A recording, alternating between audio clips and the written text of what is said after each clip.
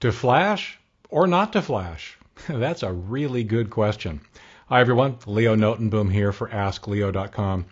You know, Adobe Flash has come under a lot of heat this last week.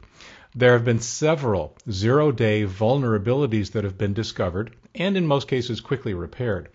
Zero-day, of course, means that the problem, the vulnerability, the bug has been found actually being exploited in the wild, meaning that there are technically 0 days to fix it before people are safe. Now, this is not the first time. Flash has many problems over the years. I'll call it permeable. It seems to be full of holes. Now, several folks, including Facebook's own director of security, are now calling for Flash to be formally discontinued. I think they were formally calling on Adobe to declare an end of life for Flash. And of course, many security experts are encouraging people to uninstall it completely and just stop using it. Not so fast. You know, it's rarely that things would work out to be that simple. Flash has been around for a really, really long time. In fact, that's one of the problems, one of the things that leads up to our current situation with Flash. It's some really, really old code in its underpinnings. The problem, of course, is that I figure it's probably used one way or another on perhaps millions of websites. As we'll see in a moment, some website owners, myself included, might not even know it. So uninstalling it might end up making you safer. In fact, it will end up making you safer because you won't be vulnerable to any Flash exploits, no matter how many that might come up. But you'll also probably encounter websites and web services that will stop working for you because they require Flash. Now, some of these millions of sites are going to update. As it turns out, 99% of what Flash is used for, basically video and audio and multimedia on web pages, is actually part of the HTML5 spec that's been out for several years now. And HTML5 is supported by all current major browsers. It's just already, all that stuff is built in without needing to install an additional plugin or add-on like Flash. So here's the problem though. Websites need to be updated to take advantage of HTML5. Now, many of those millions of sites, of course, they're going to get updated. It's not going to be a problem. The problem, on the other hand, is that many of them will not be updated. They will continue to use and require Flash. Now, I am slightly embarrassed to say that I turn out to be one, or actually two or three, of those millions of sites. The problem is this. Until yesterday, the audio player on AskLeo.com that I use at the bottom of all current articles to play the podcast version, the audio version of each article, turned out to, you guessed it, require Flash. Now, fortunately, I was able to make a simple change to the plugin that I use to provide that functionality on each page.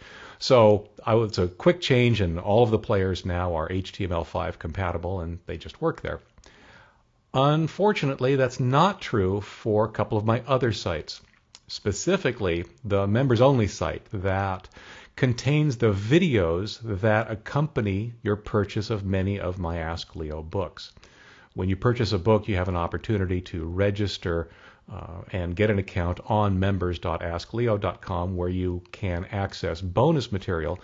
And much of that bonus material, in fact, most of that bonus material usually takes the form of videos. Videos that can either be downloaded, which of course is not affected by any of this, or can be played directly on the web page, which is. As it turns out, the video player that I'm using right now requires Flash. Whoops. So the problem here, of course, is that that's going to take work on my part to go through and fix. I actually have to touch every page that holds a video and make some changes to use a different approach that will allow the video to be played in or using HTML5 assumptions rather than using Flash. And yeah, I plan to do that. That's not an issue for me. And to be clear, it's not that I made a conscious decision to use Flash. It's not like most webmasters decide to use Flash specifically. What typically happens, and is what happened in my case, is that I ended up using a library of code that makes putting video on web pages easier, rather than having to write a bunch of supporting HTML and others, JavaScript and a bunch of other stuff. These libraries allow you to just say, here's the video and play it here and make it this big, and they provide you with a nice little player and the play button and the pause button and all that kind of thing.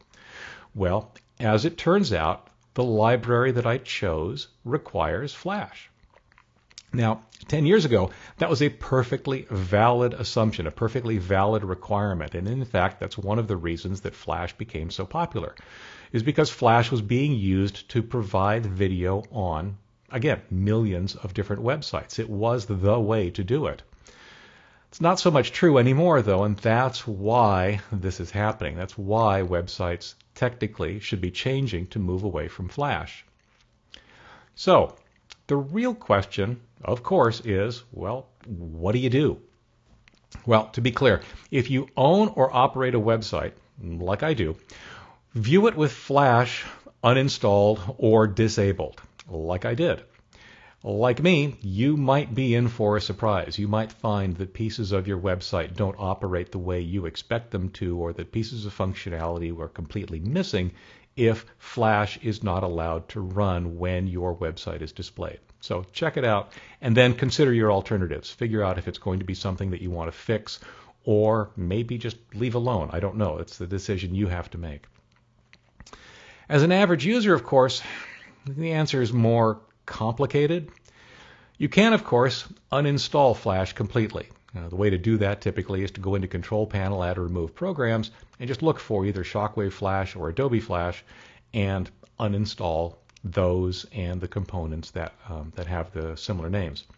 That'll remove it from things like IE and Firefox. Alternatively, you can install a plugin, an additional plugin as it turns out, that will disable Flash without actually uninstalling it. And you may want to do that. It's kind of the default behavior for Firefox right now. In other words, that was part of the big news this week, is that they block Flash by default, but they don't uninstall it. They still let you run it. There are plugins for Chrome. Since Chrome runs its own built-in version of Flash, you actually do need to use a plugin to turn it off. Or, of course, the third alternative is that you could just keep running it. If you need to do that, that's fine. Just make sure you keep it up to date as possible all the time. As we've seen just this week, and as we expect to see in the coming weeks, there will probably be more vulnerabilities found, and you're going to want to get the fixes to those vulnerabilities as soon as they've been made available. My approach, and I guess it's going to be my recommendation, is to run a Flash blocking plugin. It's what I'm using in Chrome. Like I said, in Chrome we don't really have much of an alternative. I've got that plugin installed right now. The problem here really is that I think it's extremely likely that after disabling Flash, you're going to discover that some website you care about requires it. And that's going to leave you in a quandary if you've got it completely uninstalled. That website will not work without Flash. It just won't. Whereas with these Flash blocking plugins, most of them will give you the option of running Flash on a case-by-case basis, so that when you visit whatever website that is that uses Flash, that you need to use Flash on, you can say, okay, run it. I know this website, I trust it, I need this, go ahead and run Flash. I use something called Flash Control in Chrome, and it does exactly that. If there's Flash content on the page, I can see that there's Flash content on it because it displays a little black box that says it's blocked.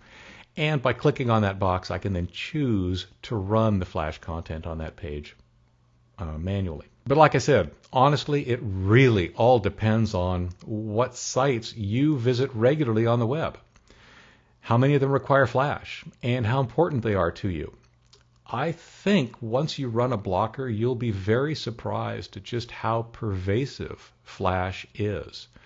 And you'll understand why this is not necessarily an easy decision. Even stopping Flash development or bringing Flash to end of life is not an easy decision for the industry as a whole, because there are so many websites out there that still depend on it and probably will depend on it, perhaps even without even realizing it, for a very, very long time. So that's where we are with Flash. That's what I recommend you do. What do you think? What approaches are working for you? What approach do you plan to take?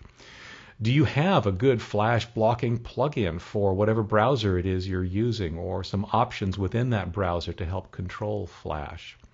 Let us know. Share your comments down below. As always, if you're viewing this anywhere but on AskLeo.com, here's the link.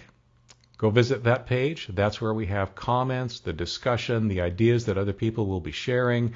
Comments are all moderated, so it's a safe place to hang out. And I really, really look forward to hearing what you have to say. As for me, well, I've got some web pages I need to go modify. I will see you again next week. Take care. So, Leo, why aren't you standing in front of your curtain? Well, got a couple of changes going on in the studios here this week, some different equipment coming in. And to be honest, the 4th of July parade that I volunteered in a couple of weeks ago did a number on my hip. I did a lot of walking. So sitting here and talking to you on my web camera, much more comfortable.